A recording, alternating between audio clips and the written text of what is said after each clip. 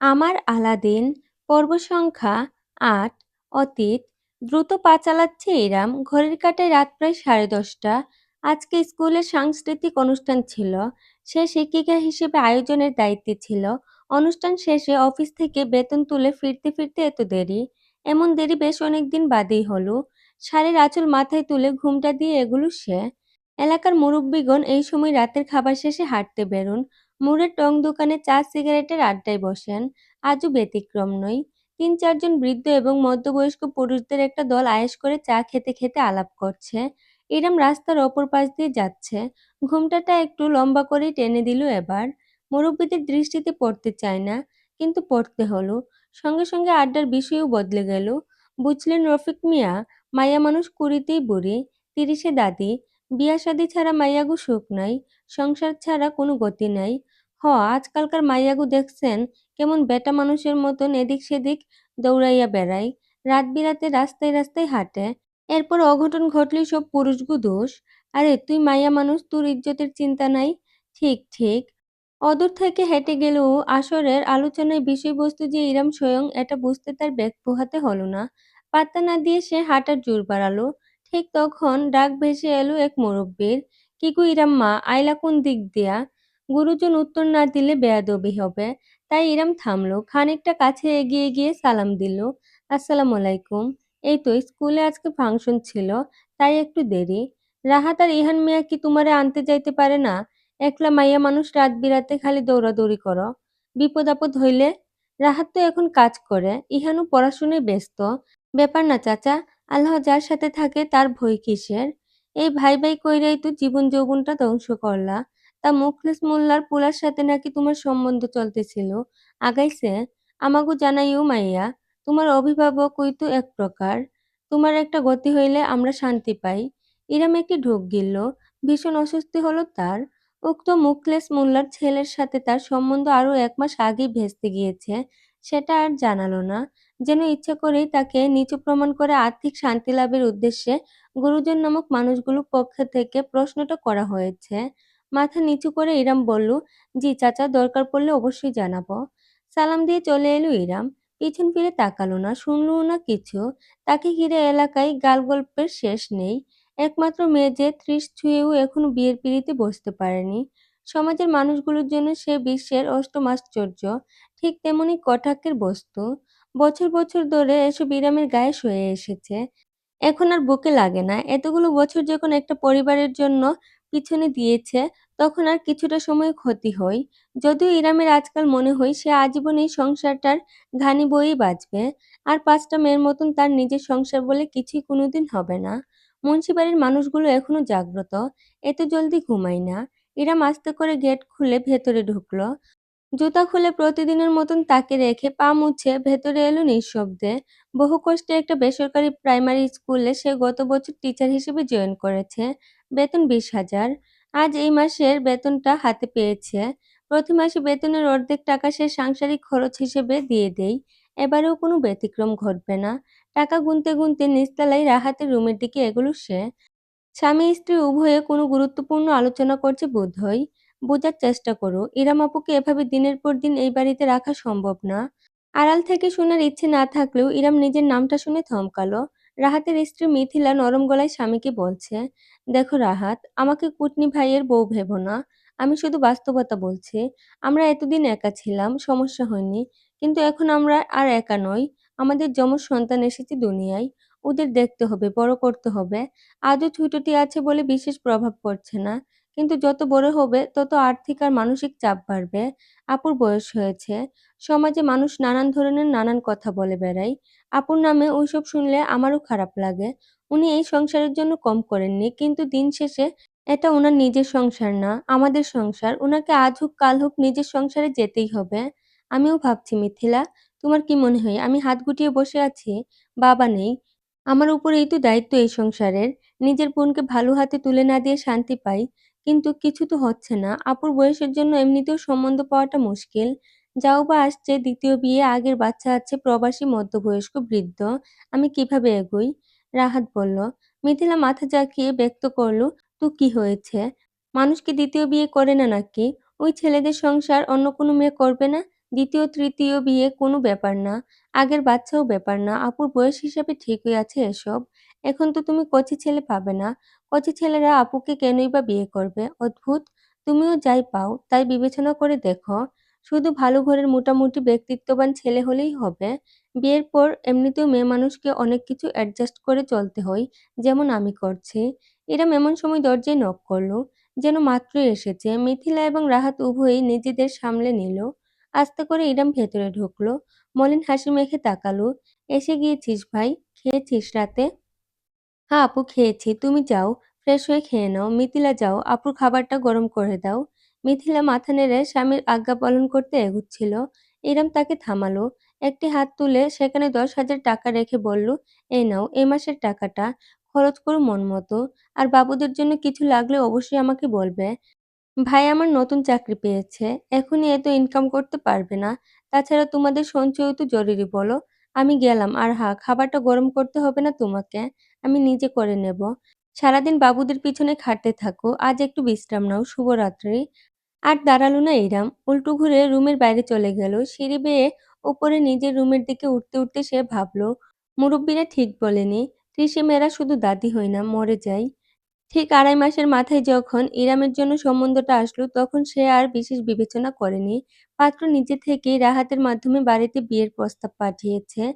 নাম অরণ্য মির্জা সওদাগর। রাহাতের ভাষ্যমতে বিরাট এক ব্যবসায়ী। গাজীপুরে নাকি ৩টা ফ্যাক্টরি আছে। বয়সটাও ইরামের কাছাকাছি। বড় ঘরের ভদ্র সন্তান। সমস্যা হলো এতিম।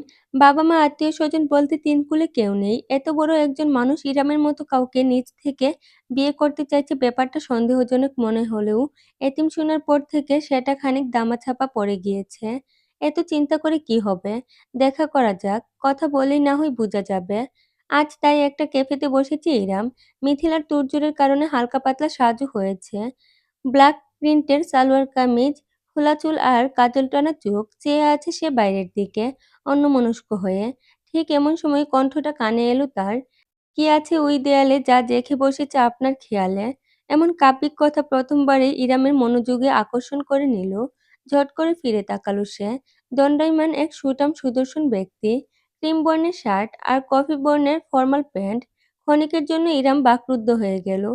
পুরুষ মানুষ এতটা আকর্ষণীয় এবং সুদর্শন হতে পারে তার আগে জানা ছিল না।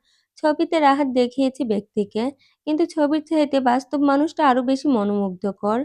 ইরাম নিষ্পলক চেয়েই রইল। টানা চোখজোড়া সম্পূর্ণ কালো নয় যেন, অতি হালকা বাদামির মিশেল আছে তাতে। তীক্ষ্ণ চোয়াল, ক্লিন শেভ করে এসেছে আজ বোঝা যাচ্ছে। চুলগুলো জেল দিয়ে ব্ল্যাক ক্রাশ করা। একগুচ্ছ লুটিয়ে পড়েছে কপালের উপর। ইরামের বুঝতে বাকি রইল না তার সামনে দাঁড়িয়ে আছে অরণ্য মির্জা সওদাগর। "মিস্টার মির্জা।" অস্ফুট স্বরে বলে উঠে দাঁড়াতে নিল ইরাম। তাতে তাকে ইশারা করে বসিয়ে নিজে বিপরীত দিকের চেয়ার টেনে বসতে বসতে অরণ্য বলল, "ও প্লিজ জাস্ট কল মি অরণ্য। আপনার নামটা সুন্দর, অরণ্য। আপনার চাইতে বেশি নয়, ইরাম।" একটি শক্ত ডুক গলাৎকরণ করল রমণী। জীবনে প্রথমবারের মতন বুঝি অন্তরে একটা ধুকধুক অনুভূতি হলো।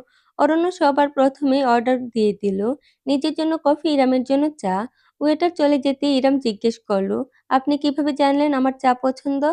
অরণ্য হাঁটুর উপর হাঁটু তুলে রহস্যময় হেসে বলল, "আপনি প্রতিদিন স্কুলের ক্যান্টিনে বসে ১ কাপ পিওর রং চা খান।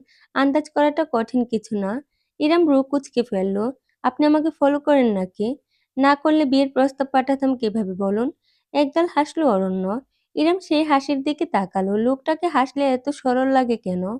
অরণ্য ঝুঁকে এসে টেবিলে কনুই ঠেকিয়ে জানালো, "চিন্তা করবেন না, আমি স্টকার না। আপনার স্কুলের পাশে আমার একটা নির্মাণাধীন ফ্যাক্টরি আছে।" "ও আচ্ছা, এএমএস ট্রেডার্স, ওটা আপনার?"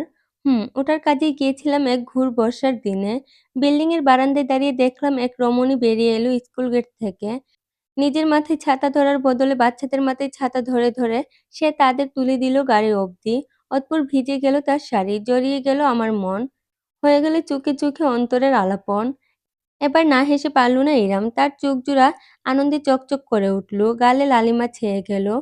বাইরের স্নিগ্ধ সূর্যের আলো মুখে প্রতিফলিত হতেই অদ্ভুতুড়ে একটা আভা ছড়ালো যেন চারপাশে।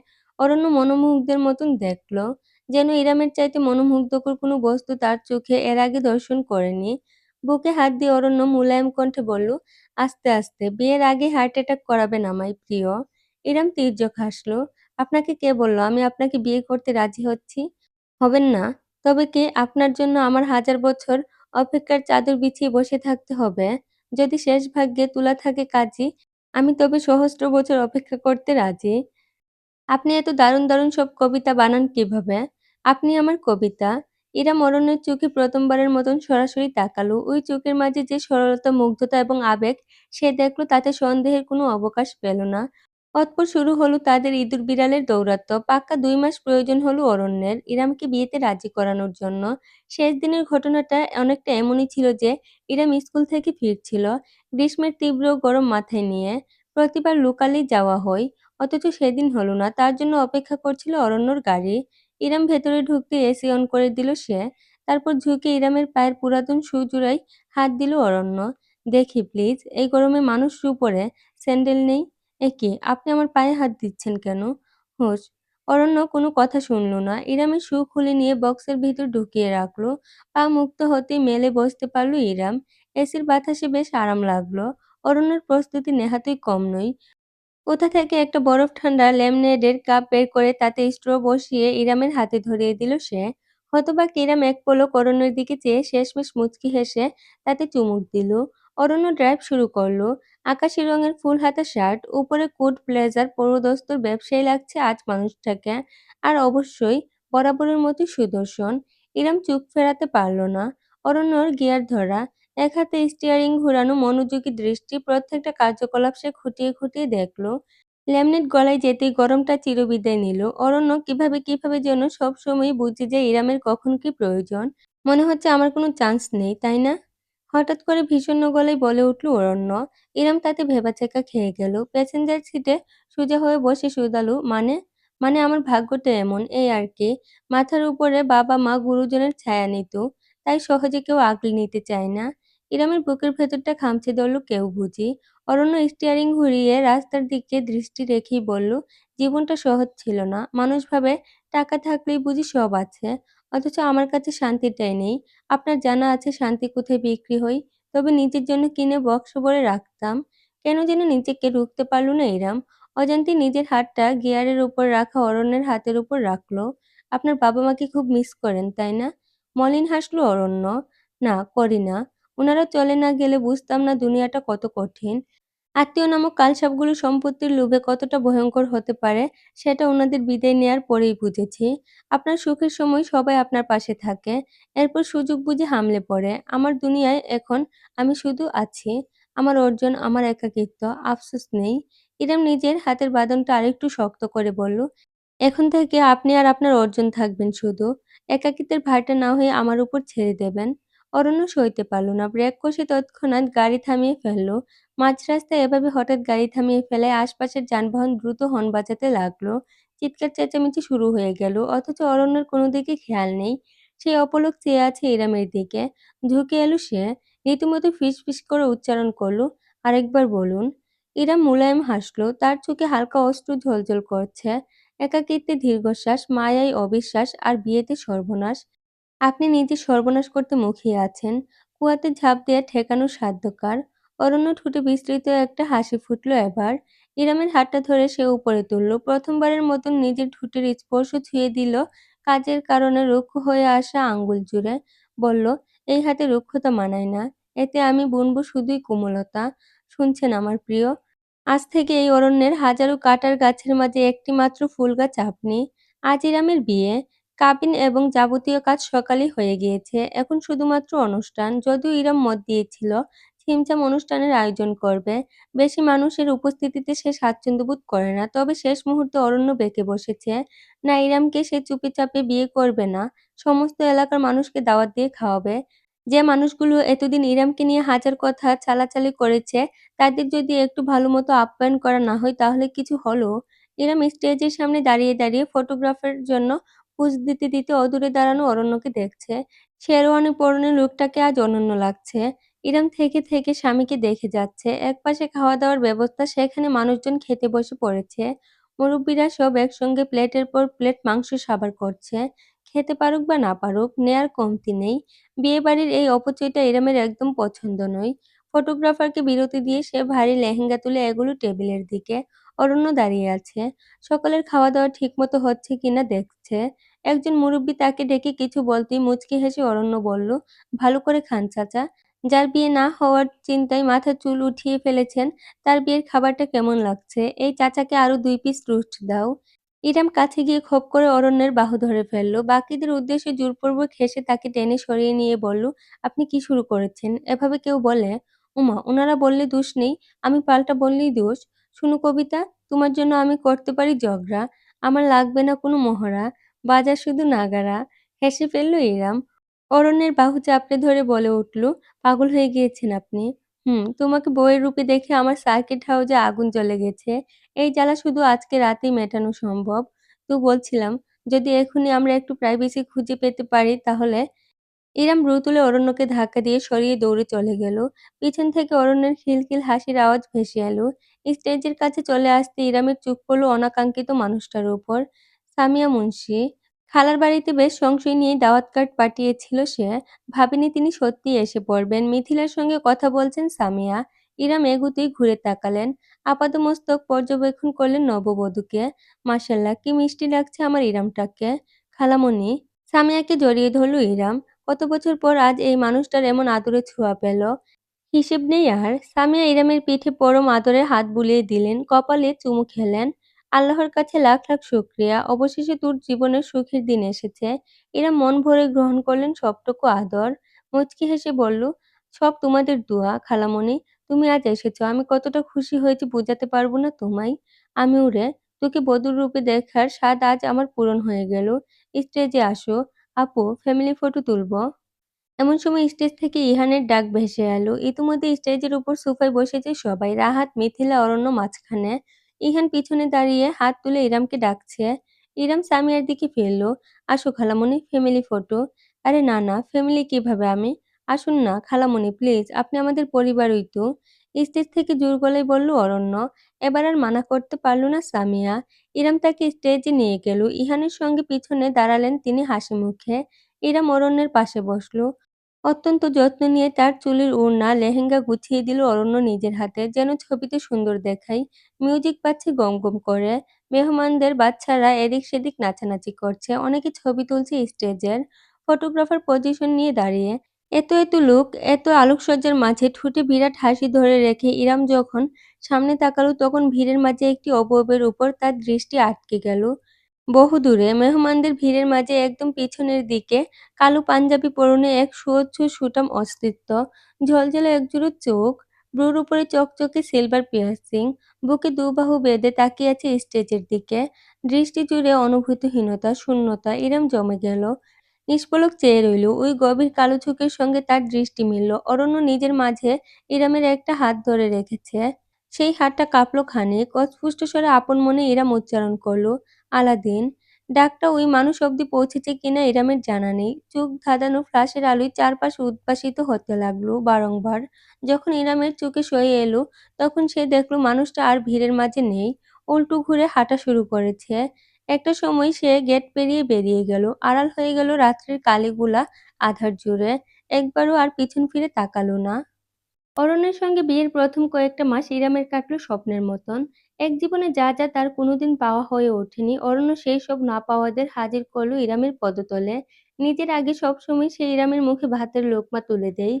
বাইরে গেলে ঘন্টায় ঘন্টায় ফোন করে। কোথায় যাচ্ছে, কখন ফিরবে, ইরাম খেয়েছে কিনা, ঘুমোচ্ছে কিনা ইত্যাদি চিন্তায় যেন সে নিজের কাজও ঠিকমতো করতে পারে না। একবার ইরাম সিঁড়িতে পিছল খেয়েছিল বিদায় বাড়ির প্রত্যেকটা সিঁড়ির কার্পেট দিয়ে বাঁধিয়ে ফেলেছে অরণ্য। সে ইরামকে উষ্ণ ভালোবাসার চাদরে গভীরভাবে মুড়িয়ে রেখেছে যেন। পারলে স্ত্রীকে সে শুকনো মাটিতে কষ্ট করে হাঁটতে দেবে না যেন। আজীবন কুলে কুলে রাখবে। আজ প্রথমবারের মতন অরণ্যের গাজীপুরের একটি ফ্যাক্টরিতে এসেছে ইরাম। ভীষণ উত্তেজিত সে। বুক ভর্তি উচ্ছ্বাস আর তীব্র আনন্দের জোয়ার।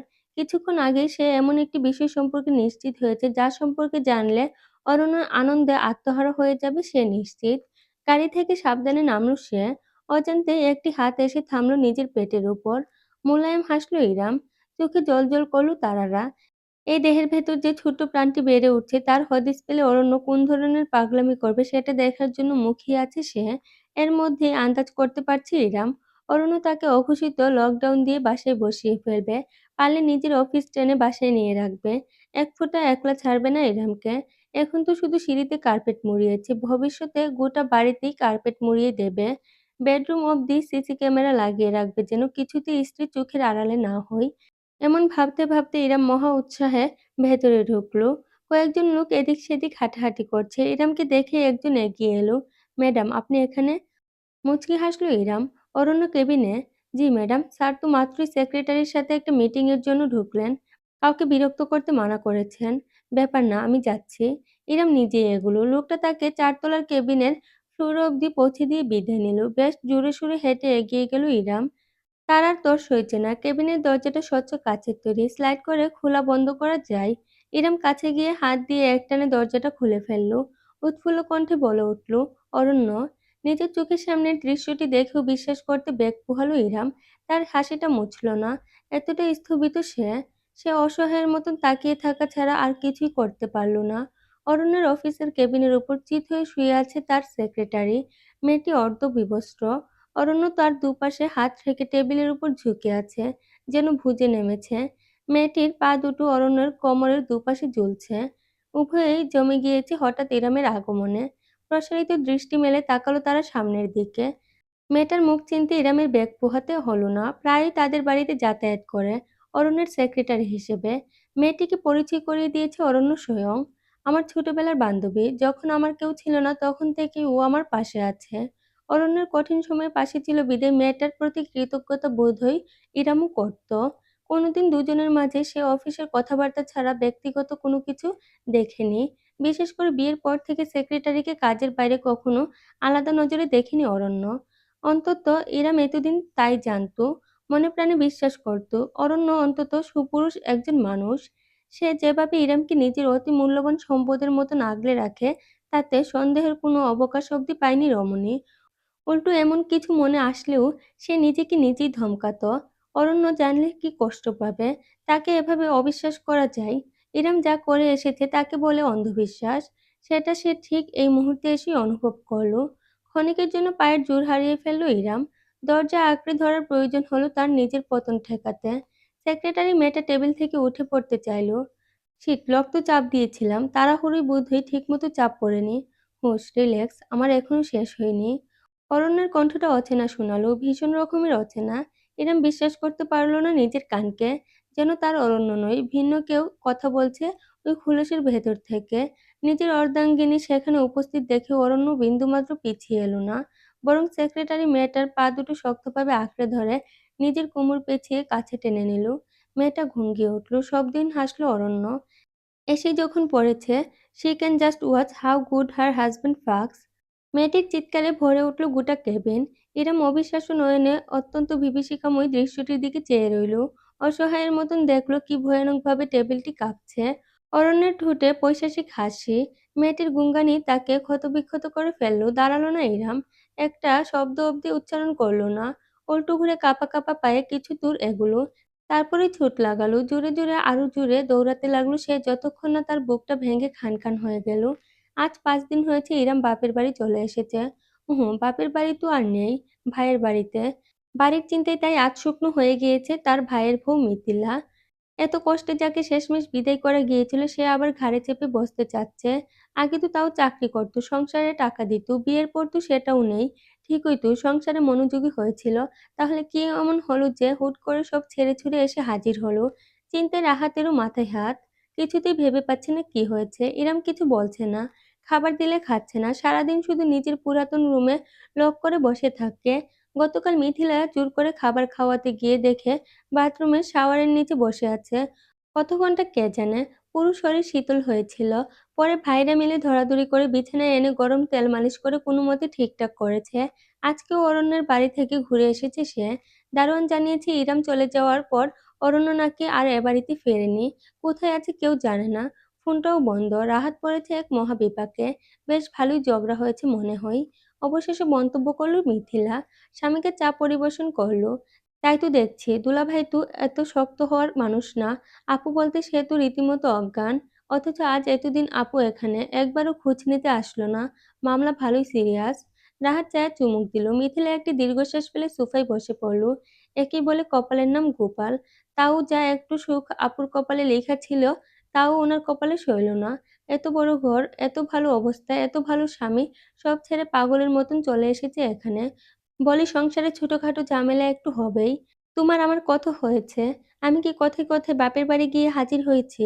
দুলাভাইয়েরও তো আত্মসম্মান আছে। বউ এভাবে না জানিয়ে চলে এসেছে। পুরুষ মানুষ, রাগ হওয়াটা স্বাভাবিক।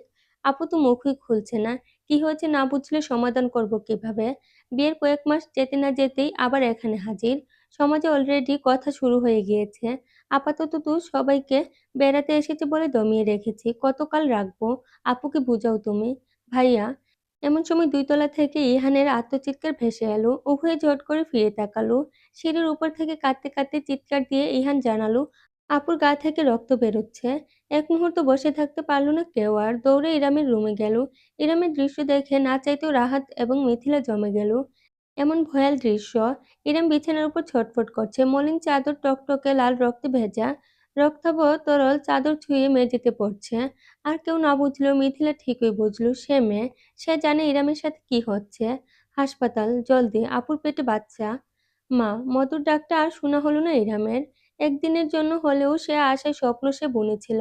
তিলে তিলে একটা প্রাণকে গড়ে তোলার যে বাসনা তার বুকে লালিত হয়েছিল, সে স্বপ্নের ভবিষ্যতের আশায় শত শত কল্পনা বুনা হয়েছিল। সেই প্রাণ যেমন নীরবে এসেছিল তেমন নীরবেই চলে গেল। ইরামকে শূন্য করে দিয়ে তার গর্ভের ভ্রূণ এক পরিপূর্ণ প্রাণের স্বীকারোক্তি লাভের আগেই বিদায় নিল লম্পট এক দুনিয়া থেকে। একদিক থেকে ইরাম তৃপ্ত। এই কলুষিত দুনিয়ায় একটি সুস্থ প্রাণ লাভ করার অধিকার রাখে না। হাসপাতালের বিছানায় চুপটি করে বসে আছে ইরাম। কোনো নড়চড় নেই। একদম পাথরের মূর্তি। একসময়কার উজ্জ্বল মুখটা ফিকে হয়ে এসেছে। রুক্ষ হয়ে উঠেছে ত্বক যত্নের অভাবে। চোখের নিচে গাঢ় কালি। একটা হাত পেটের উপর। আজকাল সে এভাবেই বসে থাকে। এভাবেই ঘুমিয়ে পড়ে, এভাবেই অনুভব করে শূন্যতাকে। হাসে না, কাঁদে না, কোনো অনুভূতি আর হয় না। চোখজোড়া শুধু পাথরের বলের মতন একদিকে উদাসীন চেয়ে থাকে। ইরাম জানে না কত সময় পেরিয়েছে, কতদিন ধরে সে হাসপাতালে আছে। তার সাথে কে কি কথা বলছে, কে কি করছে, আর জানতে ইচ্ছেও হয় না। ঘন্টার পর ঘন্টা কেটে যায়। ইরামের কানে একটা মৃদু শব্দ গেল। দরজা খোলার শব্দ। তাকানোর প্রয়োজন বোধ করল না ইরাম। সে ইতিমধ্যেই জানে নার্স আসেনি, না কোনো ডাক্তার। রাহাত, মিথিলা, ইহান। উহুম, পরিবারের কেউ নয়। এসেছে ওই লোকটা। তার গায়ের গন্ধ ইরামের খুব চেনা। হাজার মাইল দূর থেকেও বুঝি টের পাই। তার স্বপ্নের ধারক, তার ভাগ্যের শিল্পী। এসেছে অরণ্য। সুস্থির নিটল, সুদর্শন চেহারায় মলিনতার অভাব। উল্টো জেল্লাদার হয়েছে ভীষণভাবে। ইরাম না তাকিয়েও বুঝতে পারে। ওই অস্তিত্বের প্রতিটা পরিবর্তন তার শরীর অনুভব করায় অদ্ভুত একটা ক্ষমতা লাভ করেছে। অরণ্য ধীর পায়ে এগিয়ে এলো। ইরামের বিছানার কাছে দাঁড়ালো। ফিরেও দেখল না রমণী। আগের মতোই চোখজোড়া কুটরাগত। নির্লিপ্ত শূন্যের পানে। অরণ্য ফরমাল প্যান্টের পকেটে দুহাত রেখে একনাগাড়ে ইরামকে দেখল। প্রতিটা ক্রিয়া। কিভাবে তার পেটের উপর হাতটা চেপে বসেছে সেটা এড়ালো না অরণ্যের দৃষ্টি। তার গভীর কণ্ঠ ভেসে এলো ইরামের কানে। এটা একটা জঘন্য, মা হওয়ার জন্য। উঠল অরণ্যের হাত। শয়তান ইরামের গালে চড় বসালো সে। ইরামের মাথাটা একদিকে বেঁকে গেল। তার উজ্জ্বল শ্যামলা গালে ৪ আঙ্গুলের গভীর দাগ ভেসে উঠল দগদগে গায়ের মতন। অথচ ইরামের ব্যথা লাগলো না। গায়ের ব্যথাটা বুঝি মরে গেছে, আর অনুভূত হয় না। মনের ব্যথার যেখানে জয় জয়কার, সেখানে এই বাহ্যিক ব্যথা অতি তুচ্ছ। অরণ্য ইরামের পিছনে সরে দাঁড়ালো। ঝুঁকে এসে তার গলা আঁকড়ে ধরে সেই থাপ্পড় দেয়া গালে ঠোঁট ছুঁয়ে গাঢ় চুমু খেলো। অনেকটা সময় নিয়ে, গভীরভাবে। এরম নড়ল না, সরল না, বসে রইল শুধু মূর্তির মতন। গলায় চাপ লেগে তার নিঃশ্বাস আটকে আসছে। অথচ সেই ছটফটটুকুও করতে সায় দিল না শরীর। অরণ্য তার কানে ফিসফিস করল, আর এটা একজন জঘন্য স্বামী হওয়ার জন্য। নিচের গলায় ঠান্ডা কিছু একটার অস্তিত্ব টের পেল ইরাম। মাথা ঝুঁকিয়ে তাকালো। একটি লকেট ঝুলছে তার গলায়, লাল টকটকে রুবির লকেট। অরণ্য তৎক্ষণাৎ তার পায়ের কাছে বসে পড়ল।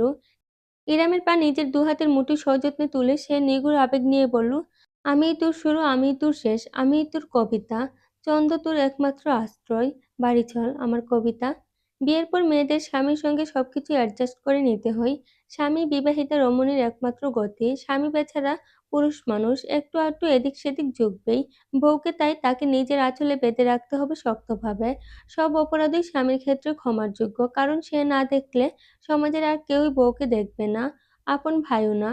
তা সে অপরাধ যদি হয় পরকীয়াও। যদিও অরণ্যের ভাষ্যমতে সে পরকীয়া করে না, কারণ পরকীয়ার অর্থ ঘরে বউ রেখে বাইরের দ্বিতীয় কোনো রমণীর সঙ্গে ভালোবাসার সম্পর্ক রাখা। কিন্তু সে তো ইরামকে ছাড়া কাউকে ভালোবাসে না।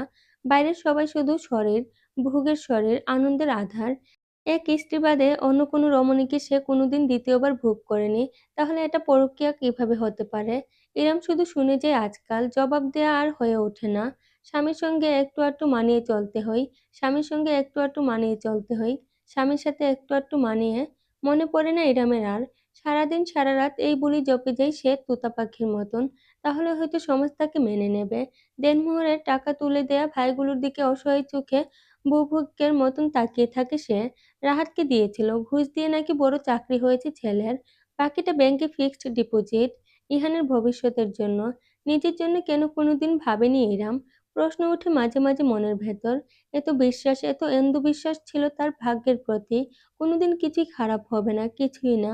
যদি একটু স্বার্থপর হওয়া যেত, যদি পরিবারের আগে নিজের কথা ভাবা যেত, যদি সমাজের আগে নিজের ব্যাপারে ভাবা যেত, তবে কি আজ তার ভ্রূণটা পৃথিবীতে শ্বাস নিয়ে বেঁচে থাকতে পারত?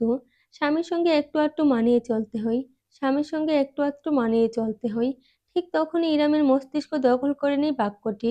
সমাজের শিক্ষা, মা বাবার শিক্ষা। ইদানিং অরণ্য ভীষণ গায়ে হাত তোলে।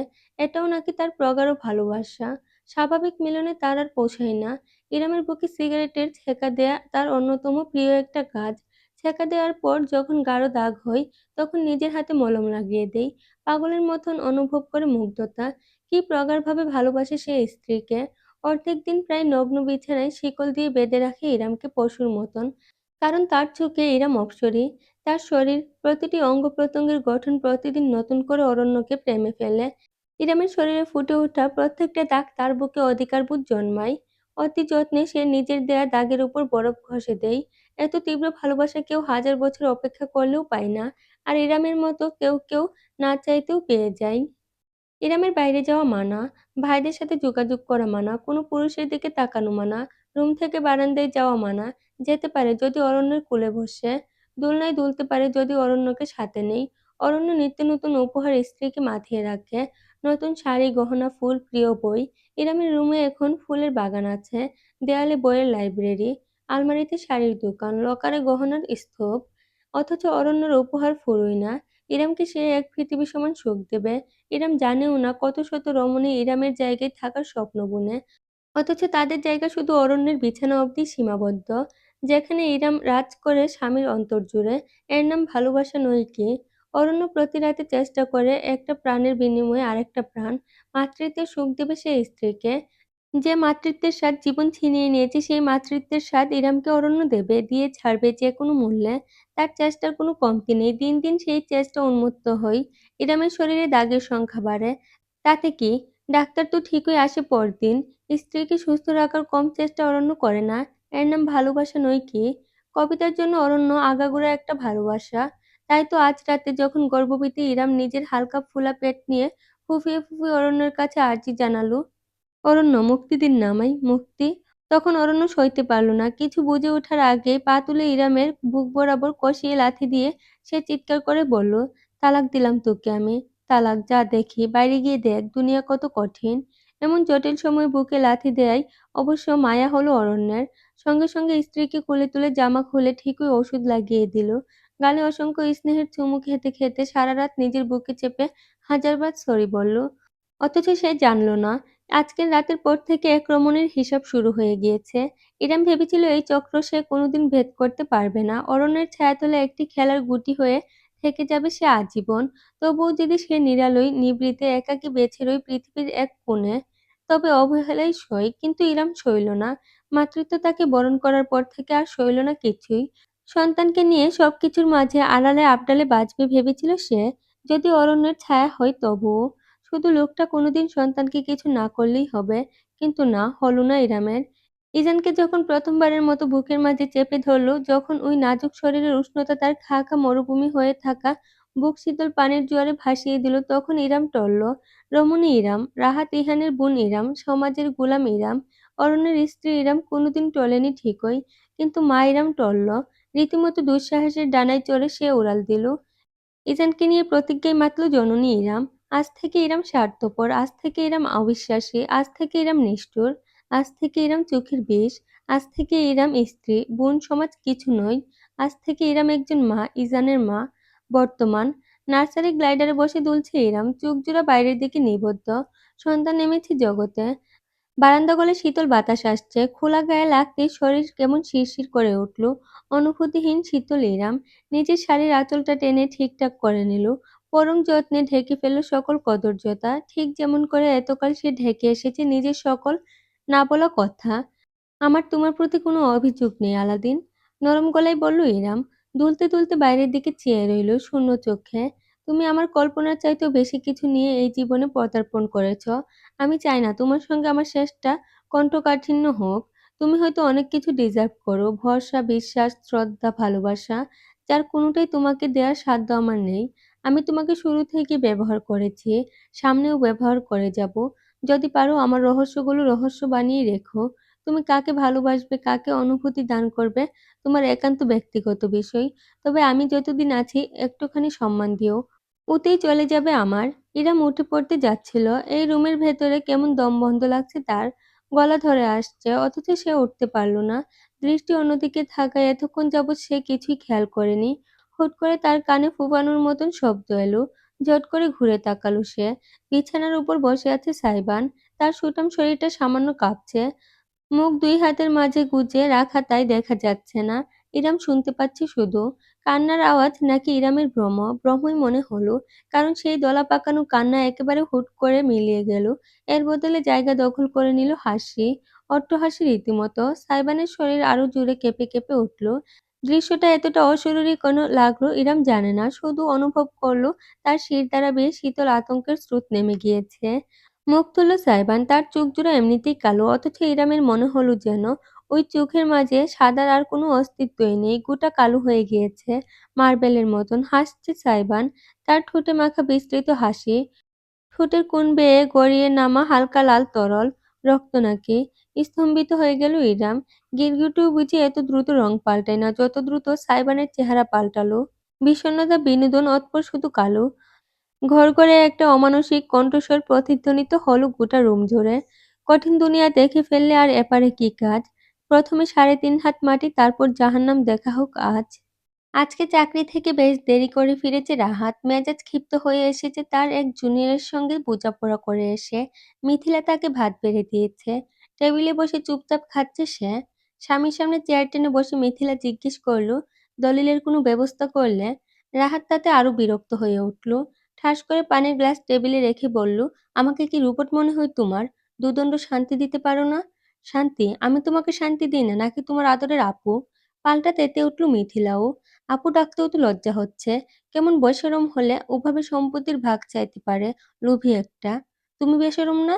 হাত পেতে নাওনি আপুর আগের বিয়ের দেনমোহরের টাকা? ওই টাকাতেই আমার আজকের বড় চাকরি জুটেছে। আর তুমি এই বাড়িতে আয়েশ করে থাকতে পারছো।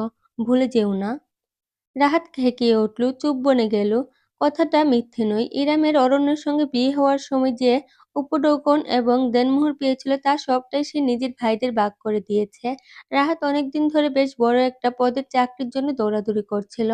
আগের ছোট চাকরিতে সংসার চলছিল না। কিন্তু এই দেশে অর্থ না ঢাললে বুঝি কিছুই হতে চায় না। ইরাম সেই ব্যবস্থা করে দিয়েই গিয়েছে। ইহানের ভাগ আজও ব্যাংকে জমা। মিথিলা কেন যেন স্বামীর কথার বিরুদ্ধে আর কিছু বলতে পারল না। দাঁত চেপে হজম করল বিষয়টা। এমন সময় সদর দরজায় জোরালো কড়া নাড়ার আওয়াজ। রাহাত এবং মিথিলা উভয়ে খানিক থমকালো। এমন জোরে জোরে ধাক্কাচ্ছে যেন দরজা ভেঙে ঢুকে যাবে কোনো হিংস্র প্রাণী। রাহাত ভ্রু কুঁচকে ফেলল। কোন কুলাঙ্গার এসেছে দেখো। দরজা খুলে একটা রামধমক দেবে।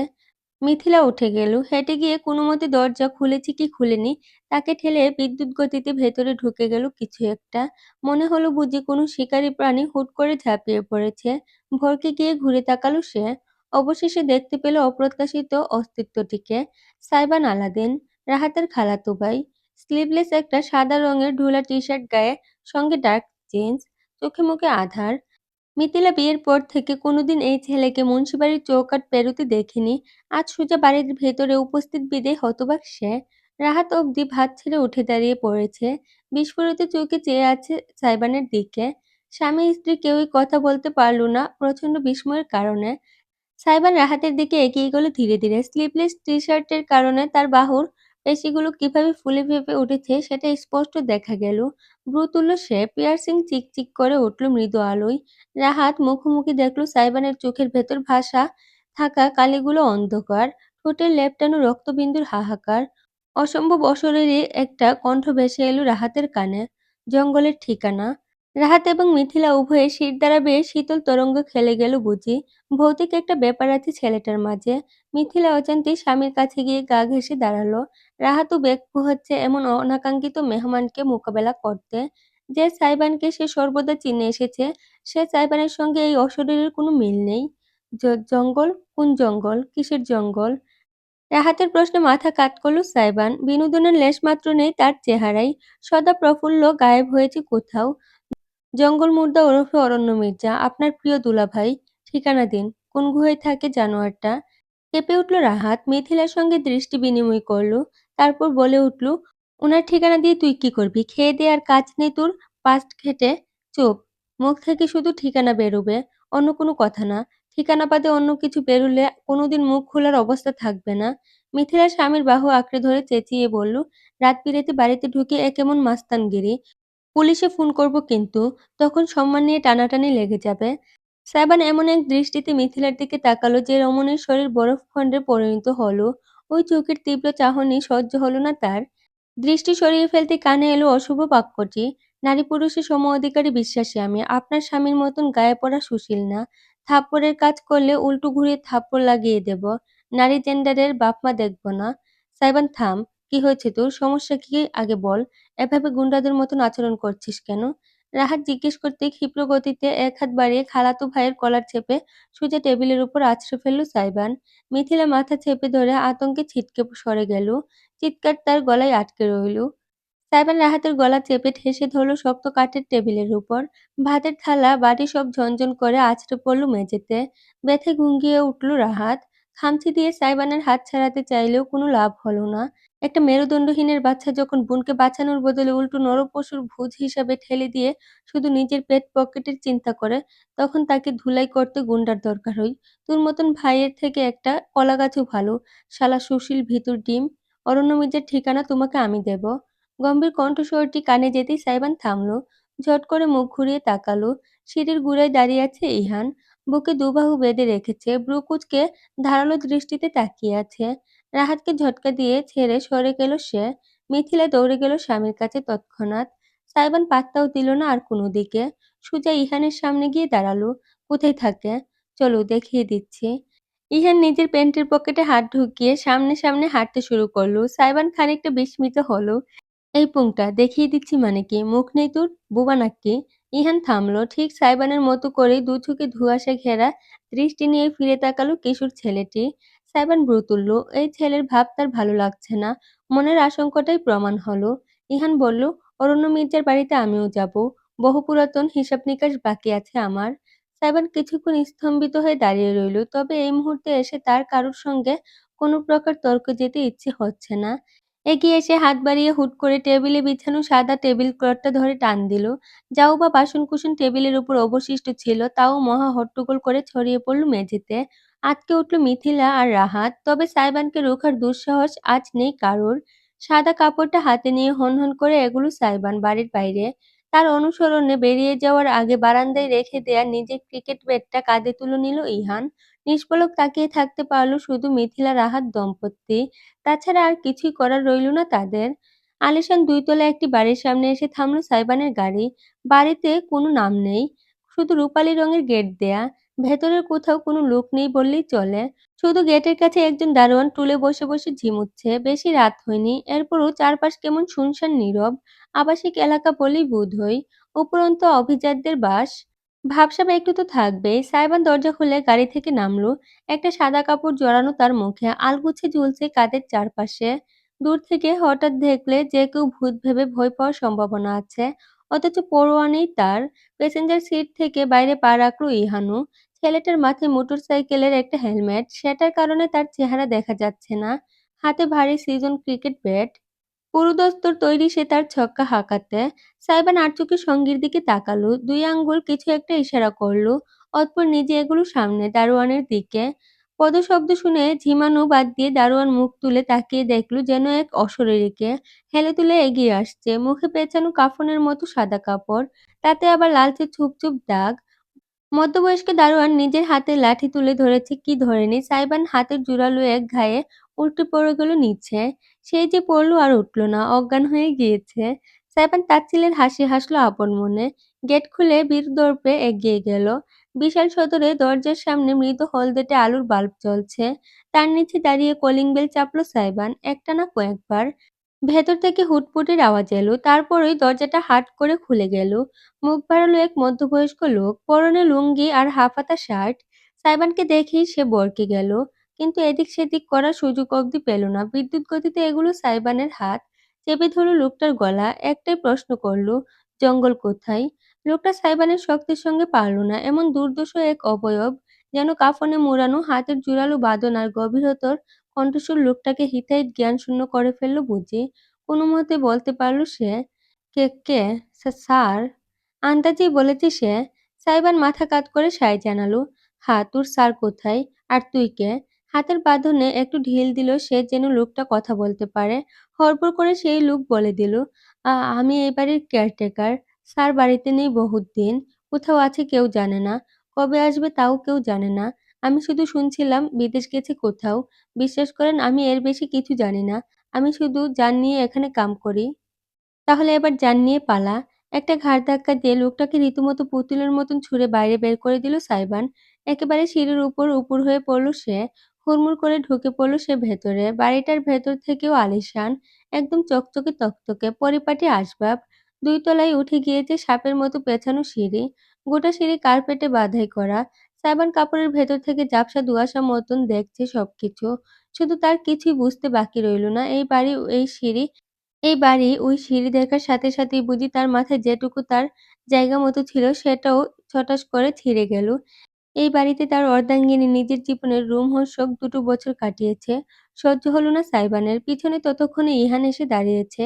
কিছু বুঝে ওঠার আগেই সে ছেলেটার হাত থেকে ক্রিকেট ব্যাট কেড়ে নিল।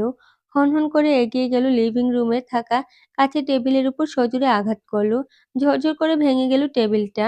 রীতিমতো পাগলপ্রায় হয়ে গেল সাইবান। বাঁধনহারা ঝড়। আশেপাশে যা কিছু তার চোখে পড়ল সবকিছুর উপরেই ভাঙচুর চালালো। শোপিস, দেয়ালে সাজিয়ে রাখা পেইন্টিং, সিঁড়ির রেলিংয়ে গিয়ে এমনভাবে ব্যাট দিয়ে আঘাত করতে লাগলো, ব্যাট অর্ধেক ভেঙে গেল। তবুও থামল না। ইহান তাকে আটকাল না। দাঁড়িয়ে দাঁড়িয়ে ধ্বংসলীলা দেখল প্রাণভরে। ভাঙচুরের শব্দে চারপাশ যেন সাক্ষাৎ নরকে পরিণত হলো কিছুক্ষণের মাঝেই। কেয়ারটেকার লোকটা পালিয়ে যায়নি। অজ্ঞান হয়ে যাওয়া দারোয়ানটাও কোনোভাবে জ্ঞান ফিরে পেয়েছে। দুজনেই ছুটে এসেছে ভেতরে। সাইবানের দিকে দৌড় লাগাতে গেল তারা, কিন্তু ইহান মাঝখানে দাঁড়িয়ে পড়ল। শরীর ভর্তি কলিজা তোদের মনে হয়। আয় গুনে দেখি কয়টা আছে। পুলিশকে ফোন। একজন নিজের ফোন বের করতেই ইহান ঘুরে দাঁড়িয়ে লাথি হাঁকিয়ে বসল। ফোনটা ছিটকে পড়ে টুকরো টুকরো হয়ে গেল। একটা কিশোর ছেলের অতি দ্রুত গতির সঙ্গে অসচেতন লোক দুটো হঠাৎ করে পেরে উঠল না। কেয়ারটেকারের লুঙ্গি ধরে টান দিল ইহান। লোকটা চেঁচিয়ে উঠল, আয় হায়! আমার ইজ্জতে টান দিল খাচ্চরটাই। তুই খাচ্চর, তোর স্যার আরো বড় খাচ্চর। দারোয়ানের নাক বরাবর ঘুষি হাঁকিয়ে কেয়ারটেকারের মাথায় হেলমেট সমেত বাড়ি দিল ইহান। অবস্থা বেগতিক, বুঝতে বাকি রইল না কারোরই। ঠাস করে পড়ে যেতেই দুজনেই হামাগুড়ি দিয়ে বাড়ির বাইরে বেরিয়ে গেল। হাঁপাতে হাঁপাতে ইহান ফিরে তাকালো। সমস্ত রুমে ইতিমধ্যে ধ্বংসস্তূপে পরিণত করে ফেলেছে সাইবান। তার ক্রিকেট ব্যাটটা আধভাঙা অবস্থায় ঝুলছে হুড়মুড় করে ভেঙে পড়া সিঁড়ির রেলিংয়ের পাশে। কার্পেট ছিঁড়ে উঠে এসেছে অনেকখানি, যেন হিংস্র কোনো জন্তু আঁচড় দিয়ে গেছে।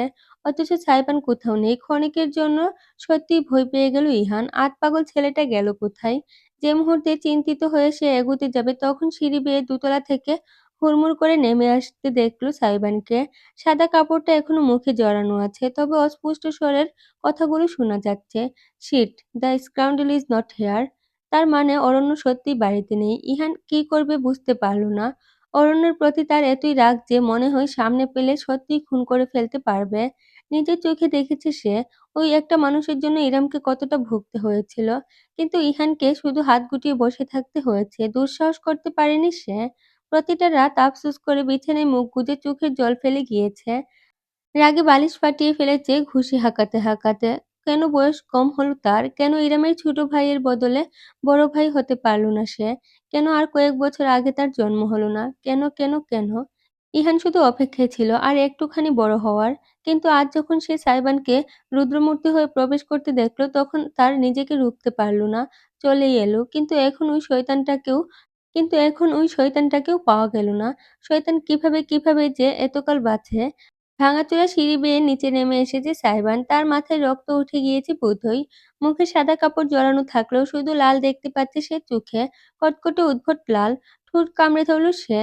তাতে মুখের ভেতর নতুন করে রক্তের নোনতা স্বাদটা পেল। মনে পড়ে গেল তার ইরামের কথাগুলো শোনার পর কিভাবে রুখেছিল সে নিজেকে। চোখ থেকে ঠিকরে বের হয়ে আসতে চাওয়া অশ্রুদের সে থামিয়েছে নিজেকে তীব্র ব্যথা দিয়ে। সুচারু দাঁতে জিভ কামড়ে ধরেছিল সে কান্না আটকাতে। আবার জ্বলে উঠল জিভ। নতুন রক্তে ভরে উঠল মুখ। সাইবানের কোনো পরোয়া নেই আর ওসব বিষয়ের প্রতি। নিঃশ্বাস নিতে কষ্ট হচ্ছে তার। তীব্র প্রতিশোধের বাসনা সে পূরণ করতে পারছে না বিধায় শরীর গুলিয়ে উঠছে। কিন্তু একটা ভেঙে ঘুরিয়ে দিতে ইচ্ছে করছে। হুট করে নিয়ন্ত্রণ হারায় এক হুংকার দিয়ে উঠল সাইবান। এত জোরে রেলিংয়ের মাথার একের পর এক ঘুষি হাঁকালো যে তার দুই হাতের চামড়া ফেটে ক্ষত হয়ে গেল।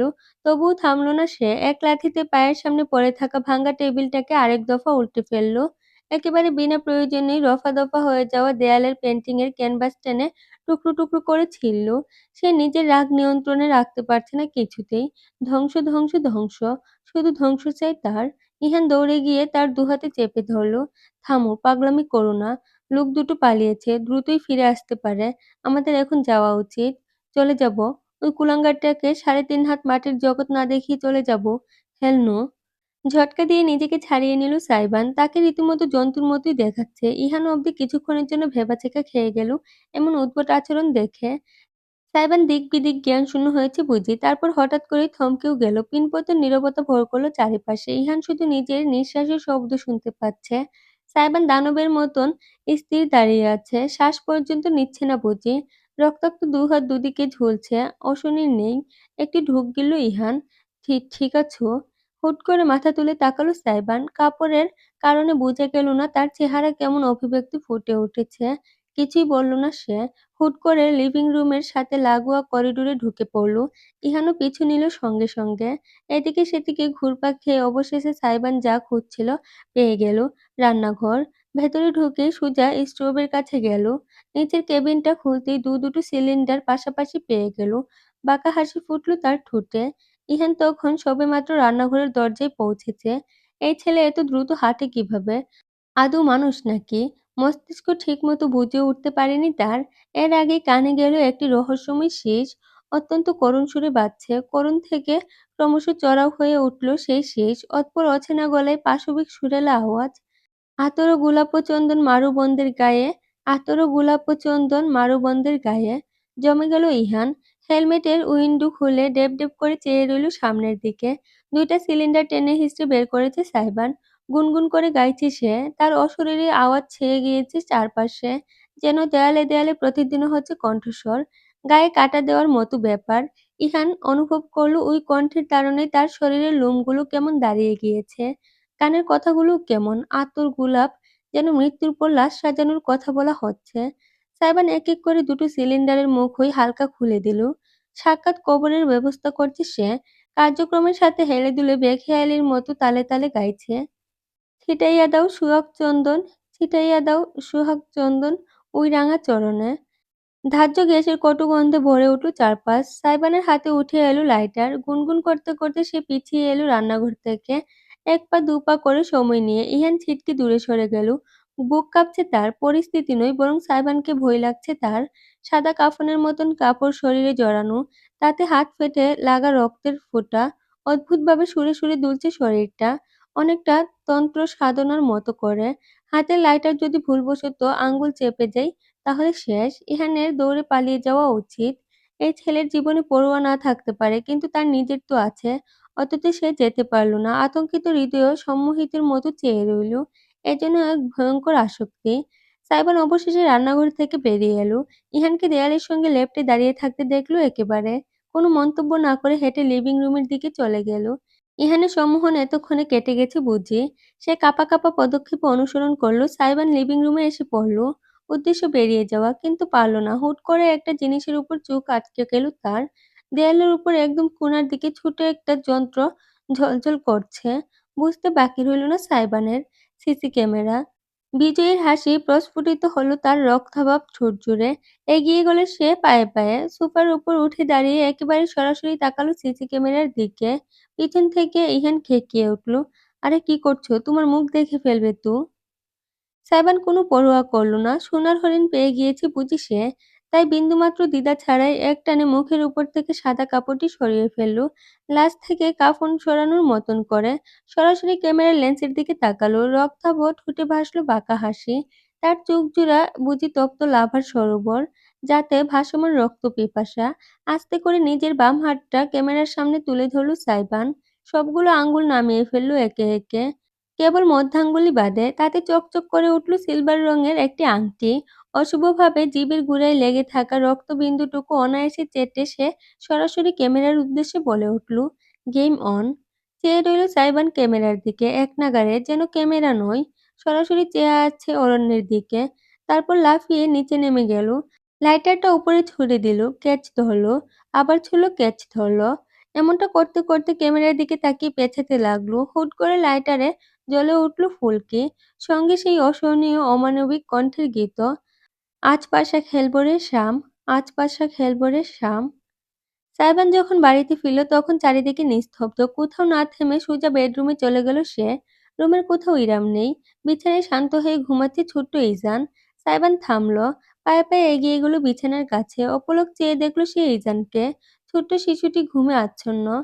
নরম শরীর নিঃশ্বাসে প্রশ্বাসের সাথে সাথে উঠানামা করছে। বারান্দা থেকে আসা মৃদু আলোয় মুখটা অপূর্ব দেখাচ্ছে। সাইবান বলতে পারবে না বুকের ভেতর কেমন অনুভূতি হলো তার। বিছানার একপাশে আস্তে করে বসল সে। একটি হাত বাড়িয়ে দিল ইজানকে ছোঁয়ার উদ্দেশ্যে। কিন্তু হাতে জমা রক্তবিন্দু চোখে পড়েই ভ্রু কুঁচকে গেল তার। মাথা নাড়ল সে। উঠে গিয়ে বাথরুম থেকে ২ হাত ঘষে ঘষে জমাট বাঁধা দাগ উঠিয়ে ধুয়ে নিল। তোয়ালেতে মুছে পুনরায় ফিরে এল সে ইজানের কাছে। এবার সাহস করে একটি হাত বাড়িয়ে দিল। নমনীয় শরীরটা হাতের তালুর মাঝে আলতোভাবে তুলে নিয়ে বুকে ঠেকালো। ওভাবেই বসে রইল কিছুক্ষণ। ইজান ঘুমের ঘোরে ছোট দুখানা হাত ছড়িয়ে সাইবানের বুক আঁকড়ে ধরল। নাজুক সত্তাটির হৃৎপিণ্ড যেন একই ছন্দে স্পন্দিত হচ্ছে তার সাথে। চোখ বুজে অনুভব করল সাইবান। ভেতরের জ্বালাময়ী ক্রোধ ধীরে ধীরে অনেকখানি শান্ত হয়ে এলো তার। যেন তপ্ত মরুভূমির বুকে হুট করে এক নদী পানি ঢেলে দেওয়া হয়েছে। অবশেষে চোখ খুলল সাইবান। ঝুঁকে ঘুমন্ত ইজানের কপালে নিজের ঠোঁট ছুঁয়ে দিল। কি যেন ভাবল কিছুক্ষণ, তারপর হুট করে পকেট থেকে ফোন বের করে নিল। নাম্বারটা ডায়াল করল সে। কানে চাপলো। কয়েকবার রিং পড়তেই রিসিভ হলো। "জন্ম নিবন্ধনের কাজ দিয়েছিলাম, কতদূর হলো?" ওপাশ থেকে কিছু বলা হলো। সাইবানের ভ্রুর মাঝখানে ভাঁজ পড়ল। ফোন চেপে ধরে সে বলল, "সাহরান আলাদিন ইজান। মায়ের নাম ইরাম কিবরিয়া, বাপের নাম সাইবান আলাদিন। একটাও যদি বানান ভুল হয়েছে তো নিবন্ধন অফিসে গিয়ে কম্পিউটার পিটিয়ে ভেঙে আসবো, মনে থাকে যেন।"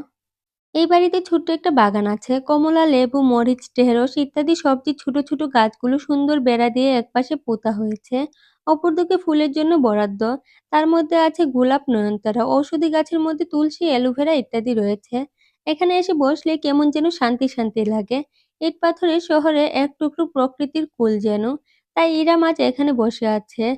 একটা কাঠের দোলনা আছে। পরিবারের মানুষগুলো সুযোগ পেলে এখানে এসে বসে।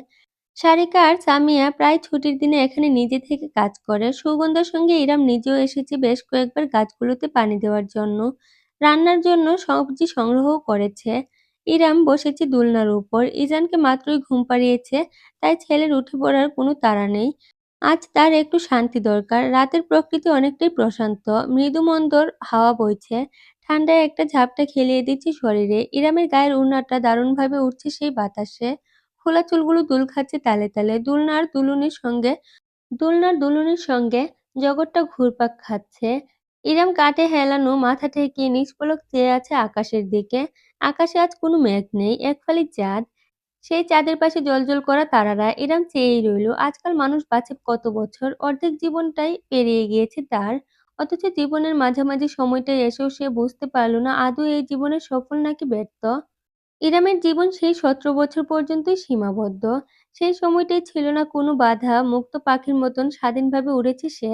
তাড়া করেছে নিজের স্বপ্নদের। আচ্ছা, যদি ইরামের বাবা মারা না যেতেন, তবে কি আজ তার জীবনটা অন্যরকম হতে পারত? হ্যাঁ, পারত। বাবাদের কাছে মেয়েরা রাজকন্যা। বাবার মুখটা আজ ভীষণ মনে পড়ছে তার। আজও কি স্পষ্ট, বাবা থাকলে কি রাহাত ইহানকে ভালোভাবে মানুষ করা যেত? বাবা থাকলে কি অরণ্যের সাথে কোনোদিন তার বিয়ে হতো? বাবা থাকলে কি ইরামকে এত কিছু সহ্য করতে দিত কোনোদিন? ইরাম ঠোঁটে ঠোঁট চেপে ফেলল।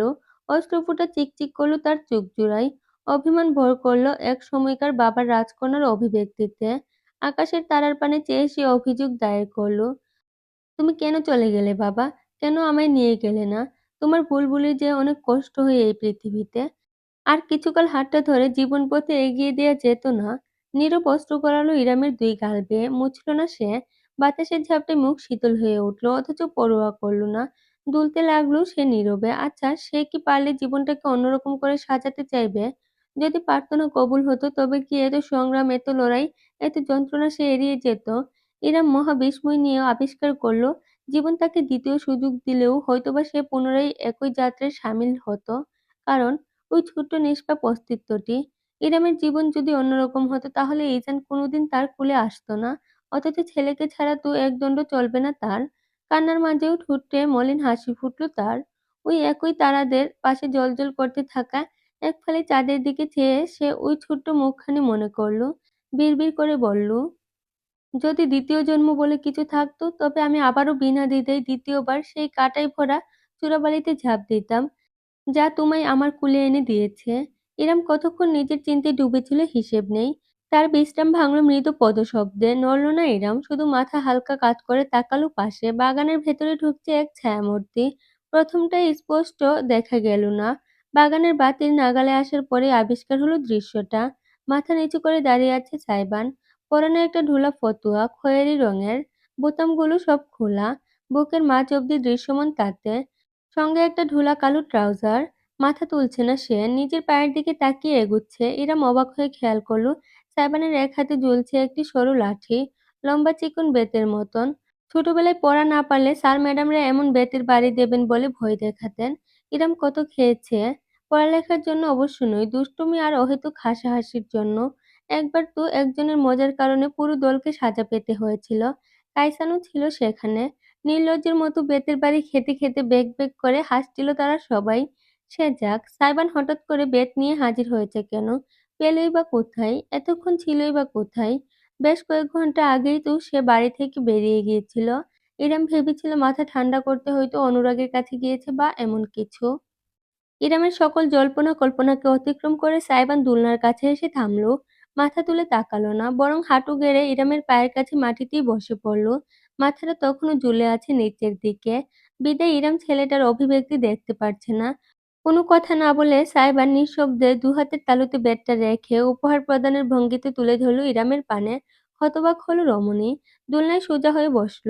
কি করছো আলাদিন? বিস্মিত প্রশ্ন ছুড়ল ইহরাম। সাইবান পিছুপা হলো না। ব্যাগটা নামিয়ে সে ইরামের কোলের উপর রেখে দিল। গভীর গলায় বলল, আমাকে শাস্তি দিন। শাস্তি? কিসের জন্য? ইরামের উরুর উপর ছড়িয়ে থাকা ওড়নার কাপড় নিজের মুঠোয় পাকিয়ে ফেলল সাইবান, এত শক্ত করে যে তার আঙ্গুলগুলো ফ্যাকাশে হয়ে উঠল। তখনই খেয়াল করল ইরাম, সাইবানের আঙ্গুলের নিচের দিকে ছোট ছোট কাটাছেঁড়া ক্ষতচিহ্ন। সাইবান এগিয়ে এসে ইরামের হাঁটুতে নিজের কপাল ঠেকালো। কাঁপা কাঁপা কণ্ঠে ফিসফিস করে বলল, আমি নিজের দিকে নিজেই তাকাতে পারছি না। একেকটা কথা, একেকটা আঘাত, একেকটা অভিযোগ বিষের মতো লাগছে। আপনি অবুঝ নন, আমি অবুঝ। আপনি স্বার্থপর কি স্বার্থপর না তাতে আমার কিছু যায় আসে না। আপনার সবকিছুই আমার কবুল। আপনি আর আপনার ছেলে আমার টাকা পয়সা লুটে নিচ্ছেন না। অথচ আমি সেই কথার খোঁটাটাই আপনাকে দিয়ে দিলাম। এই একই মুখে আমি আপনাকে আমার সবকিছু বিনা দ্বিধায় খরচ করতে বলেছিলাম। আপনি ঠিক যা যা বলেছেন তাই তাই হয়েছে। আমি সত্যিই তেমনটাই হয়ে গিয়েছে, যেমনটা আপনি ভবিষ্যদ্বাণী করেছিলেন। আমি নিজেকে বদলাতে পারলাম না, আলাদা প্রমাণ করতে পারলাম না। কিন্তু বড়াই করে সেদিন বলেছিলাম মায়া বসে গেলে পুরুষ নাকি পুরাতন জামাকেও আগলে রাখে। অথচ আমি ঠিক ওই সুযোগ পেয়ে আপনাকে কাদায় ঠেলে ফেললাম। এই জঘন্য অপরাধের জন্য আমায় শাস্তি দিন। প্লিজ আমায় আঘাত করুন, ক্ষতবিক্ষত করুন, চড় দিন, গালাগাল দিন, কিছু একটা করুন, অন্তত করুন। আমি বইতে পারছি না আর এই গ্লানি। দোহাই লাগে আপনার, আমাকে আঘাত করুন, শাস্তি দিন। ইরাম স্তম্ভিত হয়ে থাকলো। এহেন সাইবানকে সে কল্পনাও করেনি। হুট করে কয়েক সেকেন্ডের জন্য মনে হলো এই সাইবান বর্তমান সাইবান থেকে নয়, এ যেন সেই ছোট আলাদিন, যার প্রতি আজও ইরামের অগাধ মায়া। তাই নড়তে পারল না সে। নিজের কুলের বেতের দিকে তাকিয়ে থাকলো। এই ছেলেটা কি পাগল? সে কি ভেবেছে সে সত্যিই তাকে আঘাত করতে পারবে? ইরাম নড়চড় করছে না দেখে সাইবান নিজেই বেতটা আঁকড়ে ধরল। আপনি না পারলে আমি নিজেই নিজেকে শাস্তি দেব। আমি সম্পর্কে তৃতীয় ব্যক্তিকে ঢুকিয়েছি। এত সাইনের পরও আমি অন্ধের মতো হাতটা বেরিয়েছে, আমার দোষটা কোথায়? আমি আপনার ব্যক্তিগত বিষয় অন্যের সঙ্গে শেয়ার করেছি আপনার প্রাইভেসির প্রতি এক বিন্দু গুরুত্ব না দিয়ে। আমি আমি আমি ১ সেকেন্ডের জন্য হলেও আপনার সঙ্গে তিতলিকে তুলনা করেছি। শেষ কথাটা মুখে বলতে পারল না সাইবান। কিন্তু তার অন্তরে তা বাজল দামামার মতো। মুখ না তুলেই ব্যাটটা তুলে ধরল সে। নিজের প্রতি তীব্র ঘৃণা আর আক্রোশে শরীর কাঁপল তার। ব্যাটটা দিয়ে নিজের কাঁধেই আঘাত করল সে সজোরে। কিন্তু একটার বেশি আঘাত করা সম্ভব হলো না। ইরামের হাত চেপে ধরল তার হাতটা। ব্যাটটা টেনে হিঁচড়ে কেড়ে নিয়ে ঘৃণিত বস্তুর মতো দূরে ছুঁড়ে ফেলে দিল, যেন সাইবান নাগাল না পায়। ধমক দিল জোর গলায়, "স্টপ ইট আলাদিন!" সাইবান তৎক্ষণাৎ মুখ গুজে রইল ইরামের হাঁটুতে। সেই তখন থেকে সে এভাবেই বসে আছে। একবারের জন্য মুখ তুলেনি। নিজেকে আঘাত করলেই যেমন অপরাধবোধ মেটে না, তেমন কাউকে শাস্তি দিলেই কৃতকর্ম মুছে যায় না। What is done, is done. দৃঢ়কণ্ঠে বলল ইরাম। সাইবানের পাগলামি তাকে অতিমাত্রায় বিহ্বল করে তুলেছে। এমন সময়েই জিনিসটা টের পেল রমণী।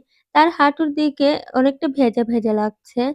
মনে হচ্ছে কাপড় ভিজে উঠছে ক্রমশ। থমকালো সে। প্রসারিত দৃষ্টিতে দেখল সাইবানের অত বড় সুঠাম শরীরটা তিড়তিড় করে কাঁপছে। বাতাসের ঝাপটায় যেমন গাছের পাতা কাঁপতে থাকে ঠিক তেমন করে। বুঝতে কিছু বাকি রইল না ইরামের। বুকের ভেতর জলোচ্ছ্বাস অনুভব করল সে। দুহাত বাড়িয়ে দিল। আলতো করে নিজের হাতের আঁচলায় তুলে নিল সাইবানের মুখখানি।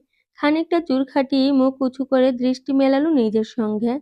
অবশেষে সত্যি প্রমাণিত হলো তার অনুমান। সাইবানের গভীর কালো চোখ দুটো ভর্তি অশ্রু। শ্রুতম্বিনীর নেই বয়ে চলেছে দুই গাল বেয়ে। সমস্ত মুখটা ভিজিয়ে তুলেছে অশ্রুর বন্যা। চোখের পাতা কাঁপছে, কালচে পাপড়ির ভাঁজে ভাঁজে শিরশিরের মতন চিকচিক করছে অশ্রুকণা। একগুচ্ছ চুল লেপ্টে আছে কপালে, ঢেকে ফেলেছে আইব্রোর পিয়ার্সিং। পুরো ঠোঁটগুলো লালচে দেখাচ্ছে, যেন অনেকক্ষণ যাবৎ কামড়ানোর ফলে সমস্ত চামড়াই উঠে গিয়েছে। দৃশ্যটা দেখে ইরাম তীব্র বেদনা অনুভব করল। এতটা অসহায়ত্ব ওই চেহারায়, এতটা মায়া, এতটা আবেগ, যা এই সুঠাম শক্তিশালী শরীরের অধিকারী পুরুষটির সঙ্গে একদমই মানায় না। ইরামের মনে হলো সে ১০-১২ বছরের ছোট আলাদিনকে দেখছে, যার কান্নায় অবধি তারার দেখা পাওয়া যেত। এখনো ঠিক তেমন করে রাতের আকাশের তারার প্রতিফলনে ভাসছে সাইবানের অশ্রুসজল চোখের প্রতিফলনে। নিজের ২ গালে রাখা ইরামের হাতের উপর হাত রাখল সাইবান। মৃদু আর্তনাদ তুলে আশঙ্কা নিয়ে শোধালো, "আপনি কি আবারও আমাকে ছেড়ে চলে যাবেন, ইরাম আপু?" কেন যেন আর সইতে পারল না ইরাম। সাইবানকে মুখ ধরে টেনে তুলল। দোলনাটা দুলে উঠল যখন সাইবান হাঁটুতে ভর দিয়ে উঁচু হতে বাধ্য হলো। দোলনায় বসা ইরাম আর মাটিতে হাঁটু রেখে টানটান হয়ে বসা সাইবানের মুখ এখন সমানে সমানে আছে, একে অপরের বিপরীতে। নুয়ে নেই সে। ইরামের চোখজোড়া চলচল করে উঠল। তারপরেই সে সাইবানের ঘাড়ে হাত রেখে নিজের অতীব কাছে টেনে নিল।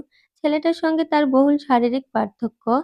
হাঁটু গেড়ে বসে থাকার পরও ফোলা বাহু, শক্তিশালী মাংসপেশি এবং ভারী শারীরিক গঠনের কারণে পাতলা ফিনফিনে ইরাম তার সামনে কিছুই না। তবুও রমণী এক শক্ত ভিত্তির মতন করে তাকে কাছে টেনে নিল। চিকন ২ বাহু জড়িয়ে ফেলল সাইবানের শরীরে। সোজা আগলে নিল বুকের মাঝে।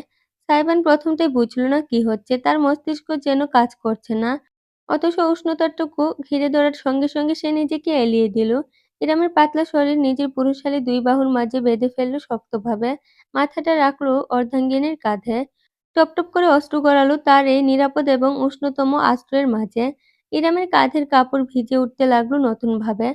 অথচ কারোর কোনো পরোয়া নেই। বিলীন তারা একে অপরের আলিঙ্গনে। ইরামের কাঁধে মুখ গুজে ফুঁফিয়ে গেল সাইবান। আম sorry, um so sorry, my precious. Um sorry to, my Aladdin. সাইবানের পিঠে হাত বুলিয়ে দিল ইরাম, আর নিজের চোখজোড়াও কেন যেন ভিজে উঠেছে।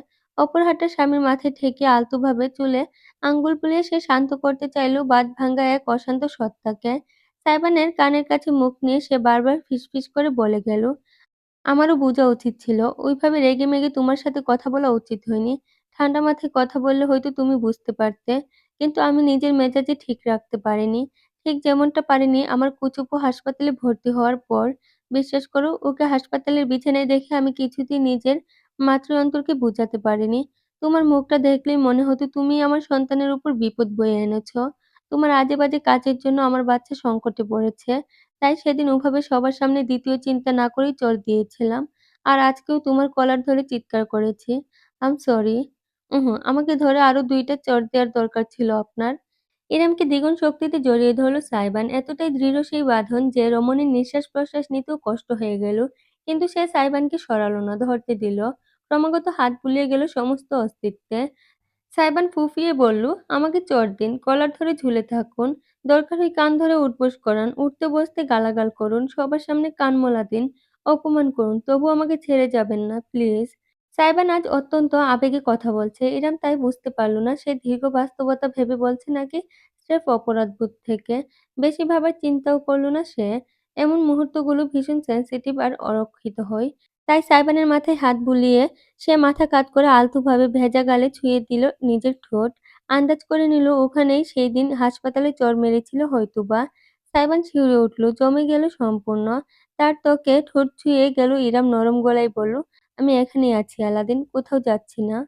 কিছুক্ষণ নিঃশব্দে ওভাবেই সাইবানকে জড়িয়ে ধরে বসে রইল ইরাম। দোলনা দুলল খুবই আস্তে। তবুও সাইবান নিজের আলিঙ্গন থেকে তাকে মুক্ত করল না। কিছুক্ষণ সময় পর ইরাম নিজে থেকে নিজেকে একটুখানি ছাড়িয়ে নিজের ওড়না তুলে ধরল। "দেখি, দেখি, এভাবে কেউ কাঁদে নাকি? তুমি কি আমার কুচুপুর মতন বাচ্চা নাকি, হুম?" সাইবানের ঘাড়ে আলতোভাবে হাত রেখে ওড়নার প্রান্ত দিয়ে ভেজা মুখটা মুছিয়ে দিল ইরাম। চোখ বুজে ফেলল সাইবান, নিঃশব্দে অনুভব করল শুধু। ইরাম মুগ্ধ নয়নে দেখল কেমন বাচ্চার মতন দেখাচ্ছে তাকে।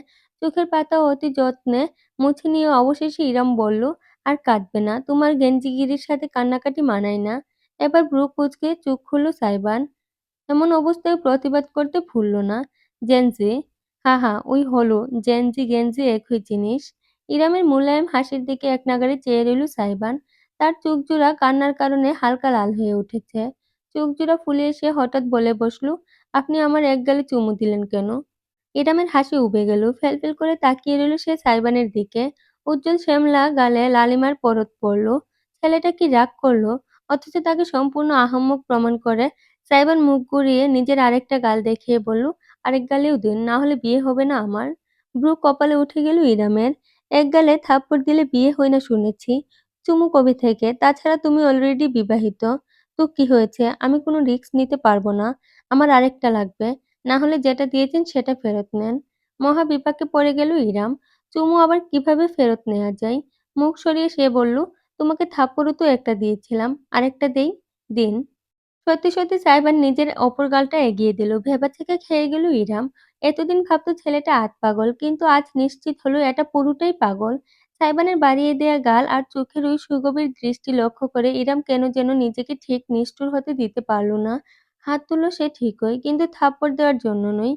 খানিক দ্বিধা নিয়েই সে আস্তে করে ঝুঁকে গেল।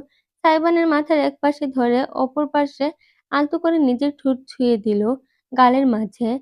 শীতল বাতাসে ঝাপটা দিয়ে গেল শরীরে। খোলা চুলগুলো উড়ে পড়ল সাইবানের চেহারায়।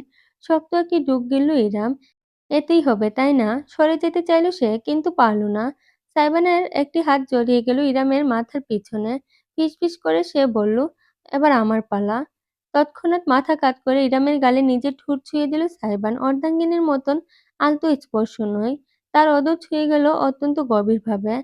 ইরাম কেঁপে উঠল। অজান্তেই সাইবানের কাঁধ খামচে ধরে ফেলল। দৃষ্টি ঝাপসা হয়ে এল তার। অনুরণে সাইবান তার গালে থেমে নেই। ছোট ছোট চুমু বর্ষণ ঘটিয়ে দিচ্ছে সে ইরামের সমস্ত মুখে। বিশেষ করে কানের নিচে আলতোভাবে কামড় দিয়ে যেন ভালোবাসে সে। হালকা জ্বলুনি টের পেতেই হিসিয়ে উঠল ইরাম। শক্তভাবে চোখ বুজে ফেলল। ক্ষণিকের জন্য মনে হলো প্রতিবারের মতো এবারও সাইবানকে ঠেলে দূরে সরিয়ে দেবে কিনা। অথচ আজ এই মুহূর্তে কেন যেন সেই ইচ্ছাটা হলো না ইরামের। হতবিহ্বল হয়ে তার হৃদয় আবিষ্কার করল, এই ছোঁয়াতে তার আর খারাপ লাগছে না। অতীতের স্মৃতি তাড়া করছে না। কেমন যেন পবিত্রতা, স্নিগ্ধতা এবং যত্ন ঘেরা সাইবানের প্রতিটি ছোঁয়ায়। অরণ্যের একেবারে বিপরীত। জোর খাটাচ্ছে না সে, তাগিদও দিচ্ছে না। কিন্তু ইরামের অস্বস্তি হচ্ছে না, বরং বুকের মাঝে উষ্ণতা ভর করছে। দুর্বল হয়ে গেল রমণীর শরীর। মন এবং মস্তিষ্কের দুটানাই ভুগল। তবে আজ প্রথমবারের মতন ইরাম মনকে খানিক প্রশ্রয় দিল। কেন তা নিজেও বলতে পারবে না। সাইবানের ২ বাহু ইরামের কোমরে জড়িয়ে গিয়েছে। কাছে টেনে নিতে চাইছে যেন নিজের। ইরাম বাধা দিতে পারল না খুব বেশি। অজান্তেই যেন সে সমর্পণ করে ফেলেছে। সাইবান তার গলায় নিজের ঠোঁট ছুঁয়ে চিবুকে উঠে এলো। জ্বলজ্বলে চোখে তাকালো ইরামের চোখের দিকে সরাসরি। যেন প্রাণ ভরে দেখছে তার প্রতিটি ছোঁয়ায় অর্ধাঙ্গিনীর প্রতিক্রিয়া।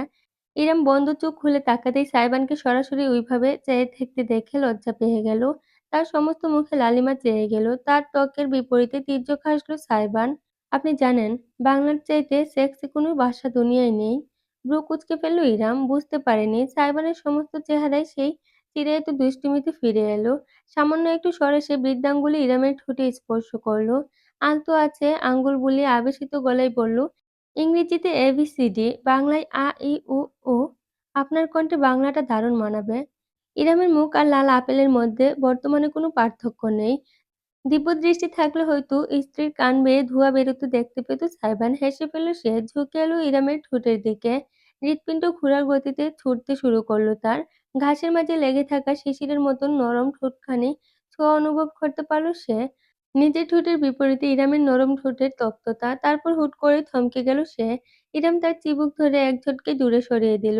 হতভম্ব হয়ে রইল সাইবান। ইরামের চোখের দৃষ্টিটা কেমন ধারালো হয়ে উঠেছে। তোমার ঠোঁটে কি হয়েছে? জিভ বের করো দেখি। এমন মুহূর্তেও মজা নিতে ছাড়ল না সাইবান। বাঁকা হেসে বলল, হে হে নটি গার্ল, স্বামীর জিভ দেখতে চাই। বিরক্তি নিয়ে বৃদ্ধাঙ্গুলি নিজেই সাইবানের ঠোঁটে চেপে ধরল ইরাম। মুখ খুলতে বাধ্য হলো ছেলেটা। তাতে জিভের ডগায় হালকা ক্ষত স্পষ্ট হলো। হাতের আঙ্গুলেও ক্ষতের দাগ। এই ছেলে ছিলটা কোথায়? দারুণ চিন্তা ভর করল ইরামের মাঝে। আগে তোমার ট্রিটমেন্ট দরকার, পরে সব কথা। সাইমন বোধহয় প্রতিবাদস্বরূপ কিছু বলতে যাচ্ছিল, কিন্তু পারল না। একটি মেয়েলি কণ্ঠ ভেসে এলো অদূর থেকে। আপা, যা হওয়ার হইছে। বেটা মানুষ মানেই বজ্জাত। বজ্জাতদের জন্য সুখ কইরা লাভ নাই। আসেন, আপনি আমি মিল্লা চা। বাগানের ভেতর হেলে-দুলে ঢুকছে সুগন্ধা। সে মূলত বেশ অনেকক্ষণ আগে ইরামকে এদিকে আসতে দেখেছিল। আজ বাড়ির ভেতর যাওয়া হলো, তারপর মেয়েটার মন খারাপ থাকা স্বাভাবিক। এতক্ষণ বাদেও যখন ফেরেনি তখন সুগন্ধা ভাবল একটু ইরামকে সঙ্গ দিয়ে মন ভালো করার চেষ্টা করা যাক। অথচ চোখের সামনে দৃশ্য তাকে বরফখণ্ডে পরিণত করলো পুরোপুরি। দোলনায় বসে আছে ইরাম, সামনেই হাঁটু গেড়ে বসে আছে সাইবান। তার ঠোঁটের ভেতর ইরামের বৃদ্ধাঙ্গুলি। দৃশ্যটা অতিমাত্রায় ব্যক্তিগত। সুগন্ধাকে দেখে ঝটকা দিয়ে দূরে সরে গেল ইরাম। সাইবান ছিটকে গেল মাটিতে। জরিনার আম্মা সকিনা। সাইবানের হুংকারে বুঝি জগৎ কেঁপে উঠল। হায় ভগবান, রক্ষা করো। বিপদ টের পেয়ে সুগন্ধা উল্টো ঘুরে দেব দৌড়। সাইবান নিজের পায়ের স্যান্ডেল খুলে লাফিয়ে উঠে পিছু নিল মেয়েটার। দূর থেকেই স্যান্ডেলটা নিশানা করে ছুঁড়ে মারল। লাফিয়ে ছিটকে গেল সুগন্ধা। আম্মা জান, ভাইজানের উপর অসুর ভর করছে। দুর্গন্ধ, আজকে তোর একদিন কি আমার একদিন। চুলের মুঠি ধরে এমন পাক্কা মারবো, নাগিনের নাক ছুটে যাবে তোর। সুগন্ধার পিছনে তাড়া করে বাড়ির ভেতরে ঢুকলো সাইবান। ভেতর থেকে ধূপধাপ শব্দ আসতে লাগলো। ইরাম দোলনায় থম মেরে বসে থাকলো। বুক কাঁপছে তার এখনো। সুগন্ধা সুরেলা একটা চিৎকার ভেসে এলো। তারপরে সাইবানের পৈশাচিক অট্টহাসি। মেয়েটাকে তাহলে বাগে পেয়েছি।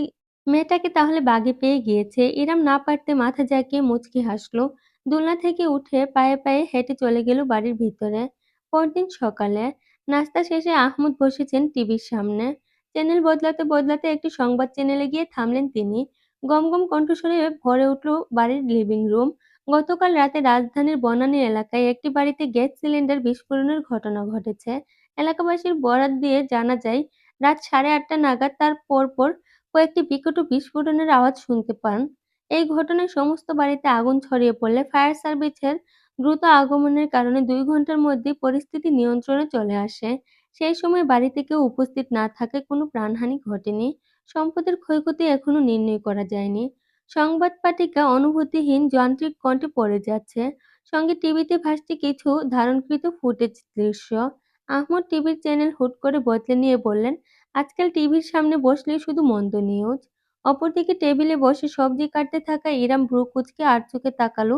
এক প্লেটে তিনটে ডিম আর বড় বোতল ভর্তি প্রোটিন শেক নিয়ে বসে সাইবানের দিকে। একটি ডিম চিবুতে চিবুতে সে বলে উঠল, সবসময় ভালো লোকের সাথে মন্দ হয় ব্যাপারটা এমন না বলো। মন্দ লোকের সঙ্গেও মন্দ হওয়া সম্ভব, তাই না ড্যাড?